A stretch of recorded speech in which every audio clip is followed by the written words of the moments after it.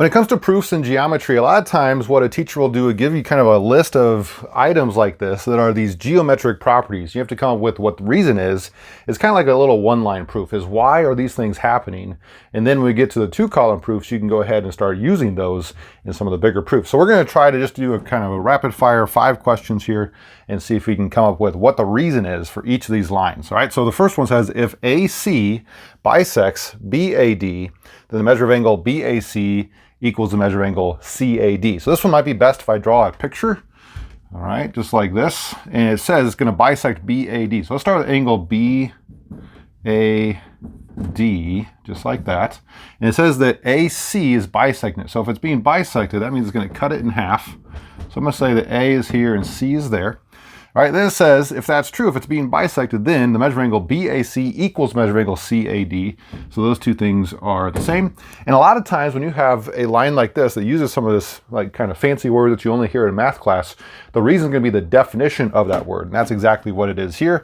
This is going to be the definition of an angle bisector. All right, so I'm going to say the reason is the definition of an angle bisector.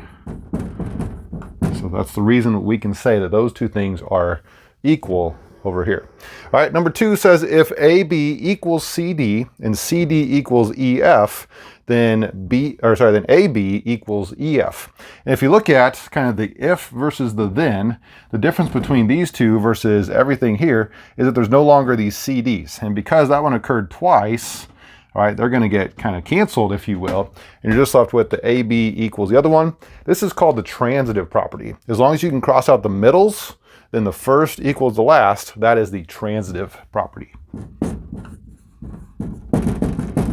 Transitive. Okay, if those are in a slightly different order, eventually we're going to learn something called substitution, but for right now we'll just say that that's transitive.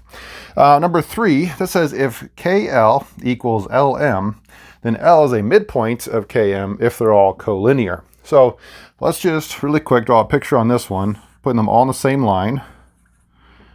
And my line, it looks like it's going to be K and then M. And it also says that L is the midpoint.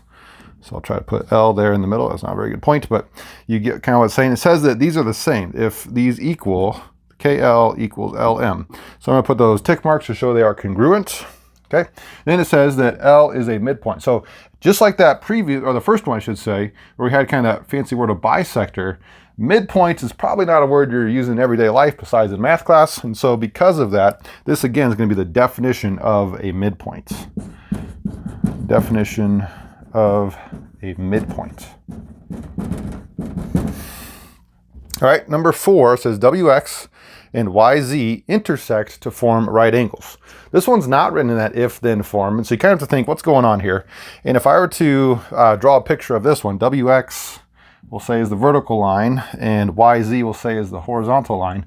If those intersect to form right angles, well, what kind of lines are those? Or what would maybe be the reason that I could say those intersect to form right angles?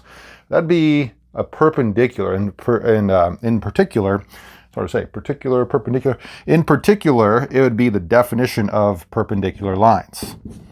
So the definition of perpendicular lines, you can use your symbol of perpendicular if you like, perpendicular lines, is going to be the reason that those two would intersect to form right angles. So that one's tough because it's not written in that if-then form. Lastly, number 5 says if angle 1 and angle 2 form a linear pair, then the measure of angle 1 plus measure of angle 2 equals 180.